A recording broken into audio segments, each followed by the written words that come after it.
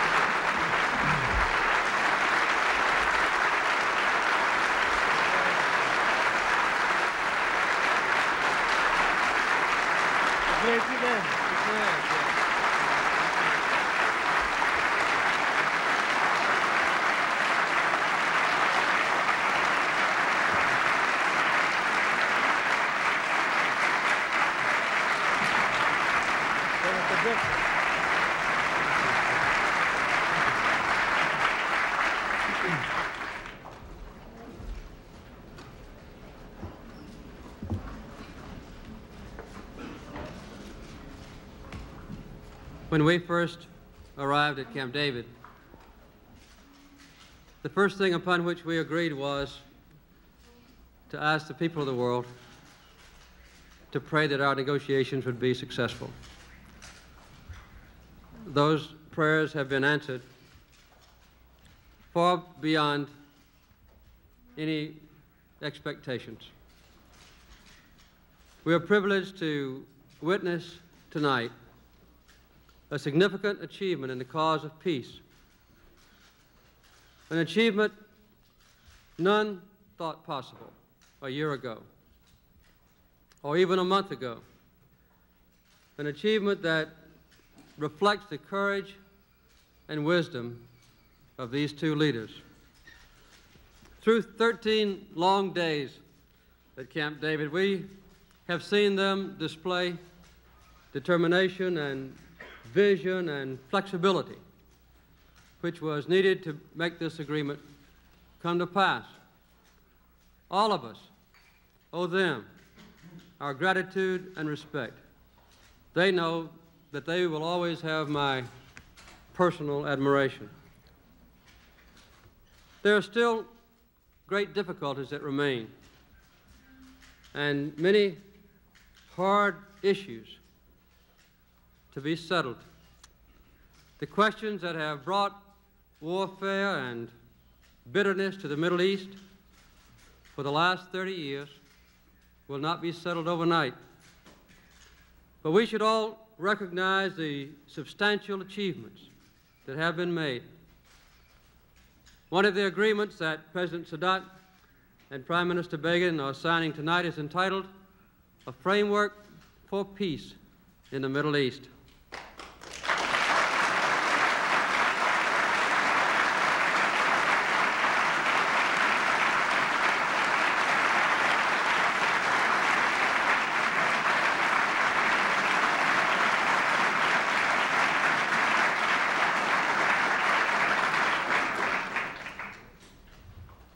This framework concerns the principles and some specifics in the most substantive way, which will govern a comprehensive peace settlement.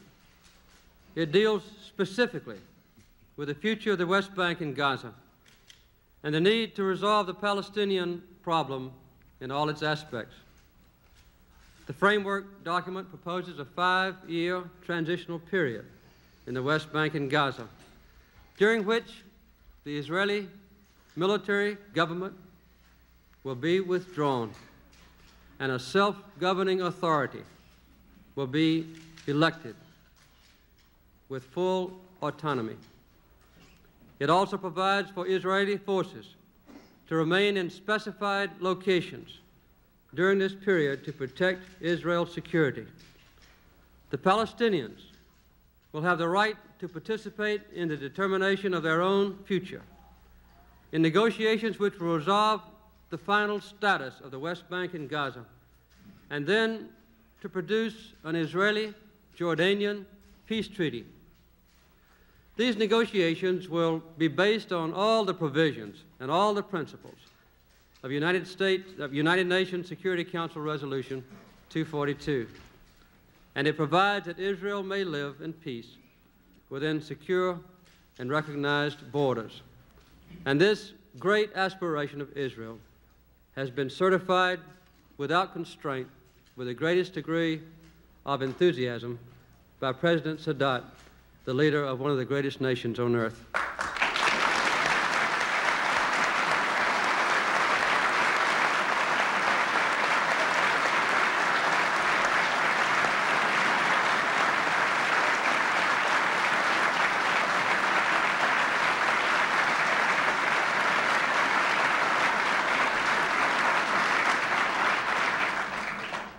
The other document is entitled Framework for the Conclusion of a Peace Treaty between Egypt and Israel. It provides for the full exercise of Egyptian sovereignty over the Sinai. It calls for the full withdrawal of Israeli forces from the Sinai. And after an interim withdrawal, which will be accomplished very quickly, the establishment of normal, peaceful relations between the two countries, including diplomatic relations.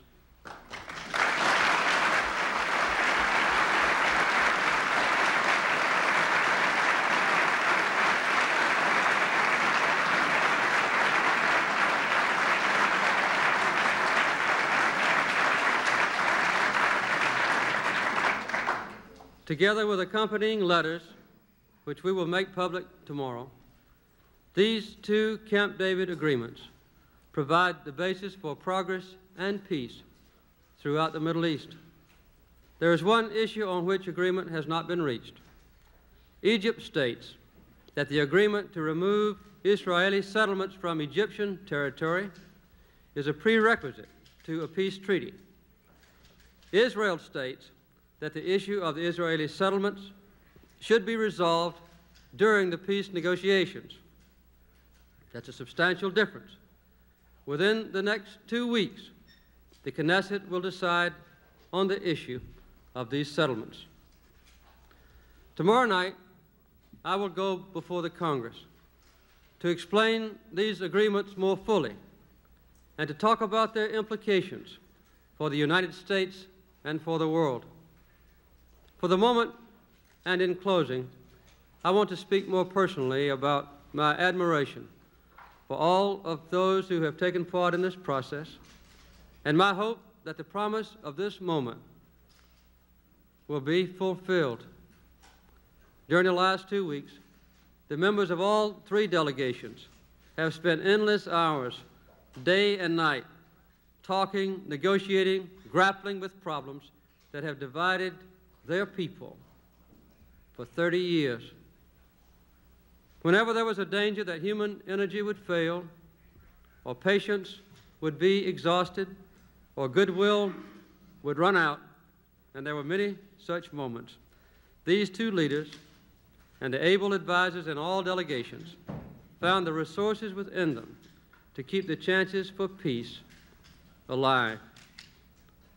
Well, the long days at Camp David are over, but many months of difficult negotiations still lie ahead. I hope that the foresight and the wisdom that have made this session a success will guide these leaders and the leaders of all nations as they continue the progress toward peace. Thank you very much.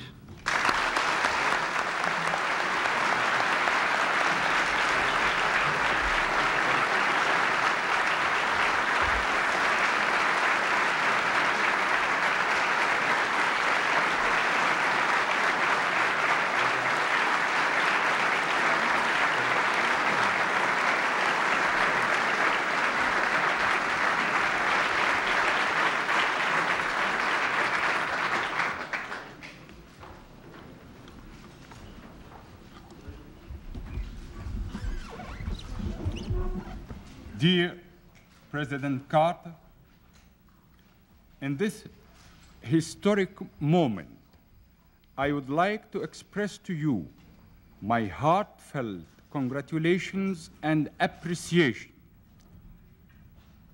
For long days and nights, you devoted your time and energy to the pursuit of peace. You have been most courageous when you took the gigantic step of convening this meeting. The challenge was great, and the risks were high, but so was your determination. You made a commitment to be a full partner in the peace process. I'm happy to say that you have honored your commitment. The signing of the framework for the comprehensive peace settlement has a significance far beyond the event. It signals the emergence of a new peace initiative with the American nation in the heart of the entire process. In the weeks ahead, important decisions have to be made if we are to proceed on the road to peace. We have to reaffirm the faith of the Palestinian people in the ideal of peace. The continuation of your active role is indispensable. We need your help and the support of the American people. Let me seize this opportunity to thank each and every American for his genuine interest in the cause of people in the Middle East. Dear friend, we came to Camp David with all the goodwill and faith we possess, and we left Camp David a few minutes ago with a renewed sense of hope and inspiration. We are looking forward to the days ahead with an added determination to pursue the noble goal of peace. Your able assistants spared no effort to bring out this happy conclusion. We appreciate their spirit and dedication. Our hosts at Camp David and the state of Maryland were most generous and hospitable. To each one of them and to all those who are watching this great event, I say thank you. Let us join in a prayer to God Almighty to guide our path. Let us pledge to make the spirit of Camp David a new chapter in the history of our nations. Thank you, Mr. President.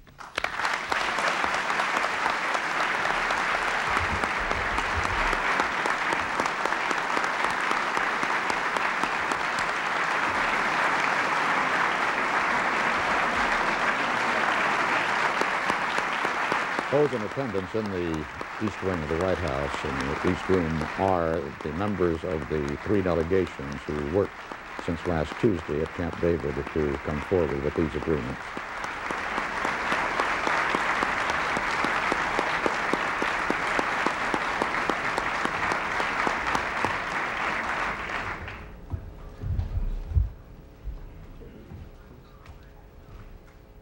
Mr. President of the United States, Mr. President of the Arab Republic of Egypt, ladies and gentlemen, the Camp David Conference should be renamed. It was the Jimmy Carter Conference.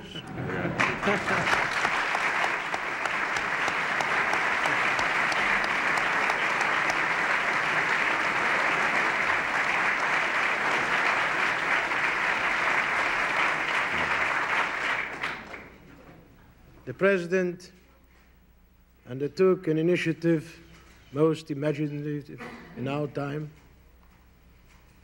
and brought President Sadat and myself and our colleagues and friends and advisors together under one roof. In itself, it was a great achievement. But the President took a great risk for himself and did it with great civil courage. And it was a famous French field commander who said that it is much more difficult to show civil courage than military courage.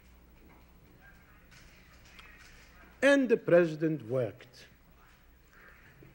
As far as my historic experience is concerned, I think that he worked harder than our forefathers did in Egypt building the pyramids.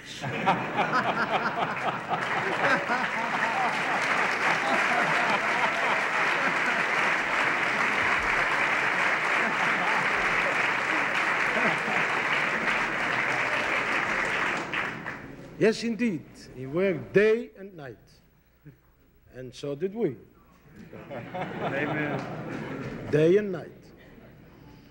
We used to go to bed at Camp David between 3 and 4 o'clock in the morning, rise as we are used to since our boyhood, between 5 and 6, and continue working. The President showed interest in every section, every paragraph, every sentence, every word, every letter of the framework agreement.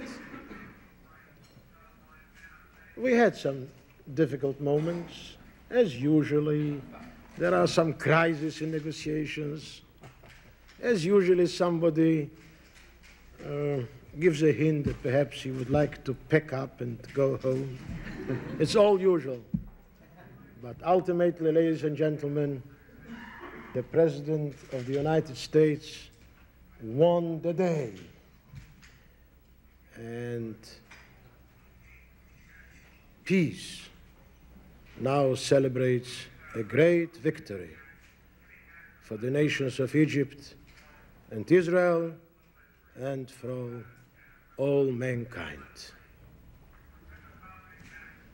Mr. President, we the Israelis thank you from the bottom of our hearts for all you have done for the sake of peace, for which we pray and yearn more than 30 years. The Jewish people suffered much, too much. And therefore, peace to us is a striving coming innermost from our heart and soul. Now, when I came here to the Camp David conference, I said, perhaps as a result of our work, one day people will, in every corner of the world, be able to say, Habemus Pacem, in the spirit of these days. Can we say so tonight? Not yet. We still have to go a road until my friend President Sadat and I sign the peace treaties. We promised each other that we shall do so within 3 months. Mr. President, tonight, at this celebration of a great historic event, let us promise each other that we shall do it earlier than within 3 months.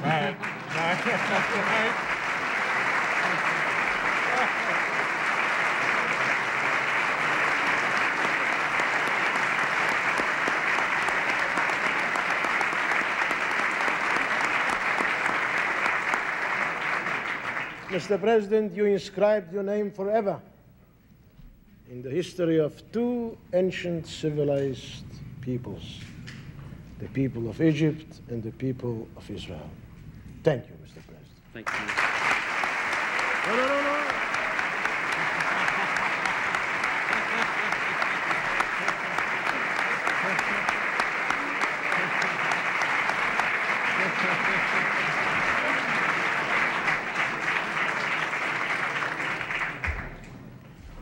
I would like to say a few words about my friend, President Sadat. We met for the first time in our lives last November in Jerusalem. He came to us as a guest, a former enemy. And during our first meeting, we became friends. In the Jewish teachings, there is a tradition that the greatest achievement of a human being is to turn his enemy into a friend. And this we do in reciprocity. Since then, we had some difficult days.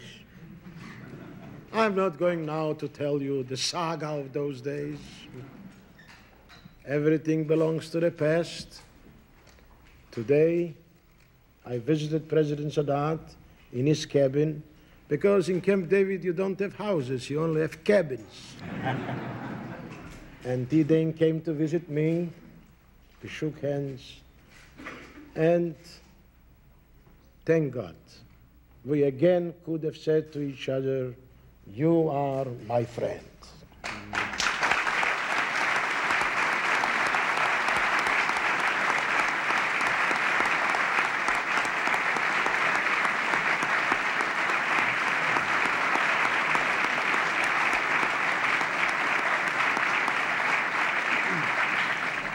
And indeed, we shall go on working in understanding and in friendship and with goodwill.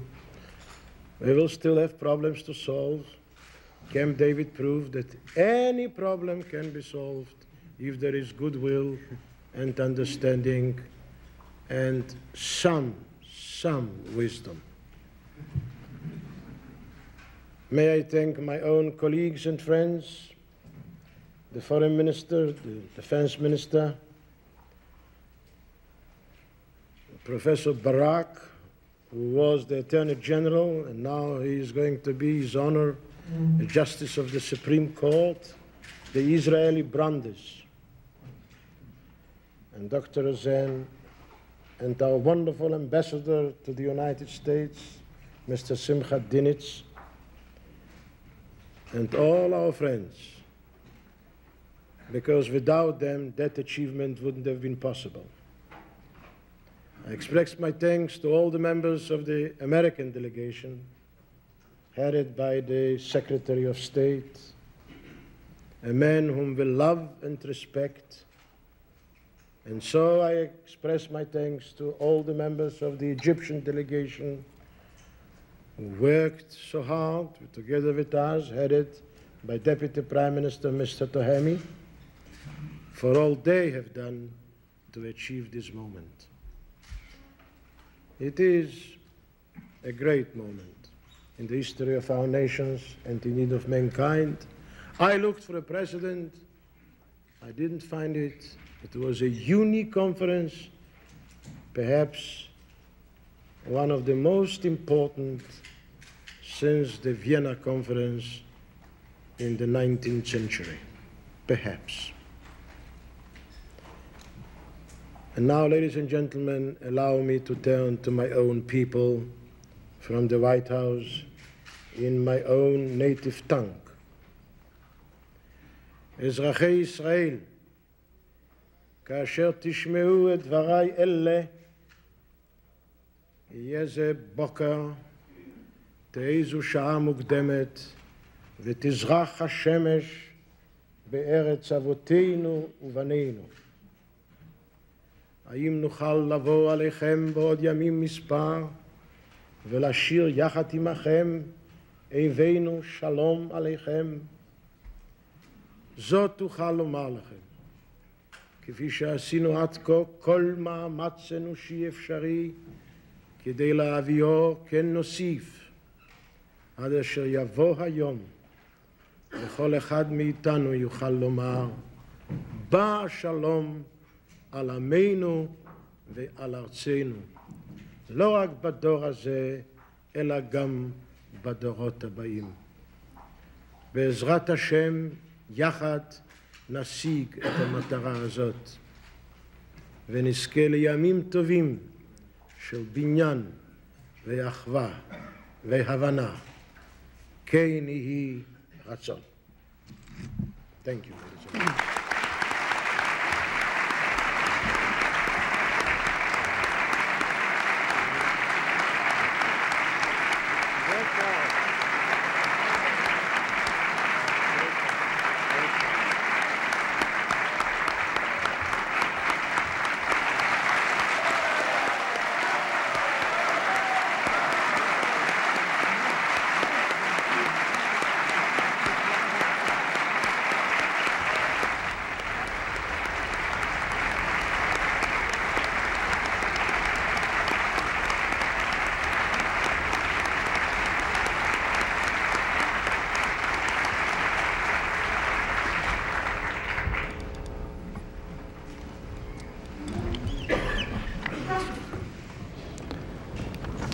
Now the three heads of state are going to sign the documents.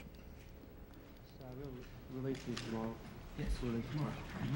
The first document that we will sign is entitled A Framework for Peace in the Middle East, agreed at Camp David. And the text of these two documents will be released tomorrow. The documents will be signed by President Sadat and Prime Minister Begin, and it will be witnessed by me. We have to exchange 3 documents, so we'll all sign 3 times for this one.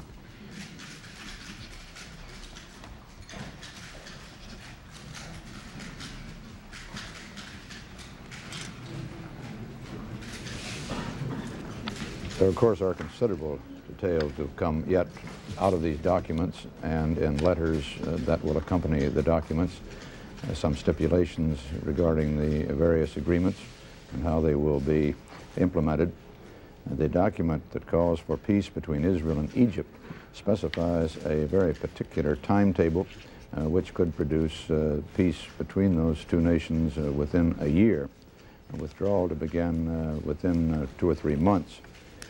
That agreement, however, is, as you heard earlier, subject to approval of the Knesset regarding withdrawal of the Israeli settlements in the Sinai, which has been a very major sticking point and was one of the causes of the breakdown. I might say that the first document is quite comprehensive in nature, encompassing a framework by which Israel can later negotiate peace treaties between herself and Lebanon, Syria, Jordan, as well as the outline of this document that we will now sign. And as you will later see in studying the documents, it also provides for the realization of the hopes and dreams of the people who live in the West Bank and Gaza Strip, and will assure Israel peace in the generations ahead. This second document is the one relating to a framework for a peace treaty between Egypt and Israel. And this is a document that calls for the completion of the peace treaty negotiations within 3 months. And I have noticed a challenge extended by these two gentlemen to each other, and that they will complete within 3 months. I might say that this document encompasses almost all of the issues between the two countries and resolves those issues. A few lines remain to be drawn on maps, and the question of the settlements is to be resolved. Other than that, most of the major issues are resolved already in this document, and we will now sign this document as well. As President Carter has said, he is going to go into a great deal more detail before a joint session of Congress tomorrow night, and it is expected that Prime Minister Begin and President Sadat will appear before the Senate Foreign Relations Committee on Tuesday. At least that was the plan earlier today, and before it was known that this meeting was going to end tonight with this particular ceremony. If they stick with that proposed schedule, they will talk to the Senate Foreign Relations Committee and the House Foreign Affairs Committee perhaps on Tuesday. Meanwhile, of course, each of these two other gentlemen will be appearing before their own news conferences and explaining their interpretation of the agreements. Thank you very much.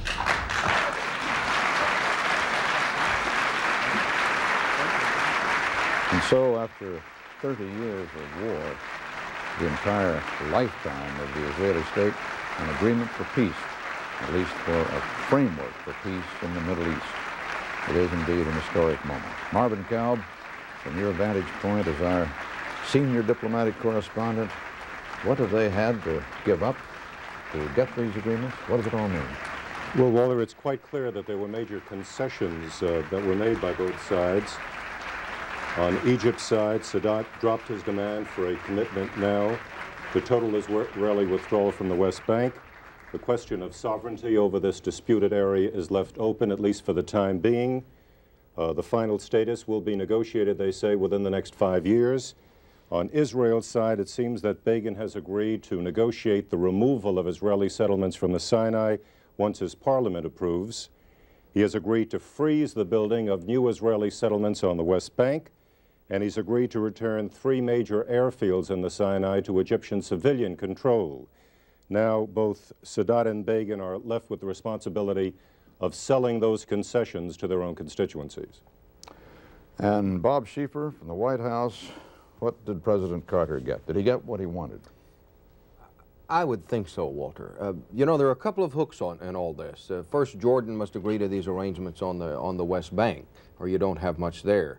And the question of the Israeli settlements in the Sinai must be settled, or there can be no peace agreement at all. But still, it seems to me that this is going to be seen as really a remarkable achievement for the president. Just look at 2 weeks ago what the situation was. Peace process all but dead. You bring people together in a situation unlike we've ever had before. Truly an extraordinary event. And tonight you have these two people talking about signing a peace treaty between Israel and Egypt. It was a high-stakes venture. They called it that at the start. Well, tonight, from what we know about it, we haven't seen the documents yet, it appears that the president won, and he won big. And tomorrow night he goes before a joint session of Congress at 8 o'clock Eastern Time to report to the Congress and through the Congress to the people on what he accomplished at Camp David. And we expect to hear more from Prime Minister Begin and Egyptian President Sadat tomorrow as well. This is Walter Cronkite, CBS News, Washington. This has been a CBS News special report from Washington.